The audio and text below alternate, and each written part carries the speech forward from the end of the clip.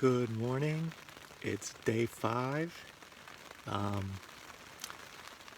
it rained all night. It's still raining out there. It's about 9 in the morning. I'm at the Liberty Springs campsite. We're probably somewhere around 3,900 feet. There's no one else here. Big surprise. I guess there's 8 or 9 tent platforms. And there's also a caretaker platform that's actually more of a shelter. So I found a tent platform that was mostly free of snow and ice. I could fit my tent on there. Be a really nice spot if the sun ever comes out.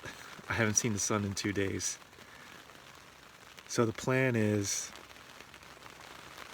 wait probably another hour or two until it's going to be as warm as it's going to get today. It's showing that it's about 40 degrees inside the tent right now. I'll throw on some rain gear. Well, I'll throw on my rain jacket. That's my rain gear.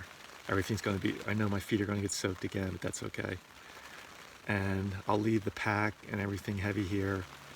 Just take the GPS tracker, take the mini inReach, and make my way over to Liberty and Flume for a quick out and back. It's going to be wet, it's going to be rainy, but that's how it goes sometimes. I want to keep as much of my gear as dry as possible. Everything's pretty dry. Right now I was able to set up before the rain started. I like to keep it that way. It makes a huge difference for comfort. And tomorrow, hopefully, if what one of the hikers told me yesterday is true, tomorrow's going to be a sweet, really nice day. So we'll just bang out some miles tomorrow and see how far we can go, and also get some great ridge views along the way. So that's the plan. I'm just going to wait it out in tent for another hour or two before I head out. Maybe do a little reorganizing of my food, and we'll take it from there. Hey, so I have a little time. I thought I'd talk about one of the new things I'm trying on this trip. I've always been a Katahdin Pro Hiker filter guy, which is the pump, and I decided to try the Sawyer Squeeze for this trip. It's because I've heard so many good things about it. A lot of thru hikers swear by it, so that's what I'm using. And so far, I gotta say, I really like it. With that, most people use these smart water bottles, which I'm also using. And I like the system where I have dirty water in this one, and if I have dirty water in it, I just have a regular old plain cap.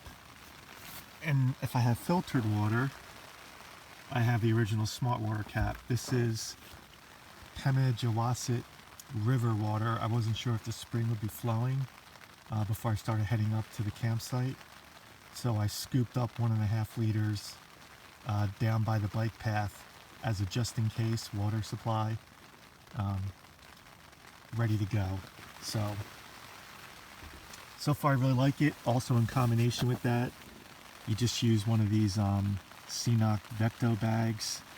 Pretty much you gather the dirty water in this, you hook it up to the filter, and even have an attachment where I can fill up my water bladder just by plugging it in. So it's super easy to use, super convenient, especially if you're solo hiking. I think when I'm hiking with my wife Sarah, I might still bring the Katahdin Gravity Base Camp, which is kind of the same principle as a Sawyer Squeeze. You fill up a big bag of water and gravity filters it through the filter. But it's neat to play with new gear. I'm also trying a solar panel, which I think is working. I basically have an Anchor battery pack. Wish I could show you, but it's all the way over there. Oh, here's the solar panel. I have an Anchor battery pack velcroed to the back of the solar panel. The USB cord goes into the battery pack, and I just leave this on top of my pack all day. It scoops up the sunlight, and in theory it charges the battery pack. while I'm hiking. My battery pack has stayed at 4 lights the whole time. It hasn't gone down to 3 lights. So I think that this may actually be working, which is super cool. I was kind of dubious, but I saw some posts where other thru hikers and other hikers were saying this is the way to do it. This way works. You don't directly charge your phone or other devices. You charge the battery pack, and then at the end of the day, use the battery pack to charge all your devices. I've been doing that. It's been working. So we're testing out a few new things. Still waiting, probably about, I'm going to make another cup of coffee, waiting about an hour before I head out. So that's that. We'll check in later. Home sweet home on a rainy, chilly May 4th afternoon.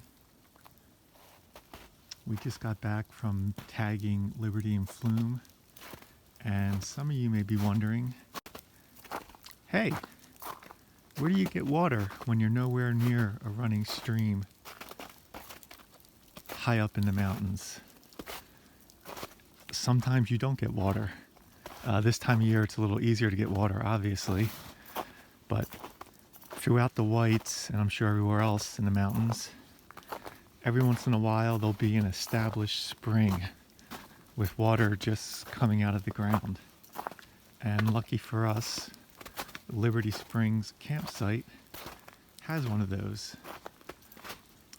Folks who are doing the Pemi Loop backpacking a lot of times will stop here and fill up on water.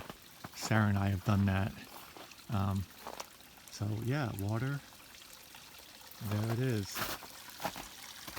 Flowing pretty well with all the rain, that's no surprise. So we're gonna fill up on water and get some hot beverages going.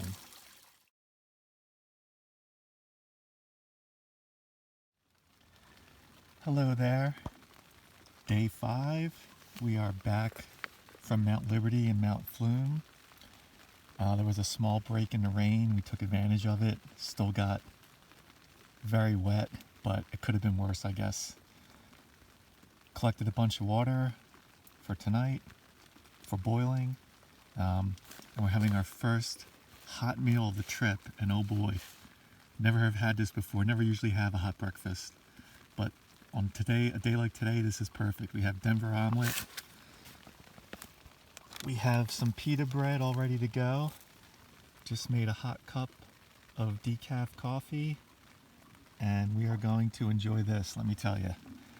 Hopefully things will dry out a little bit, and we're really hoping for a good weather window tomorrow. Until then,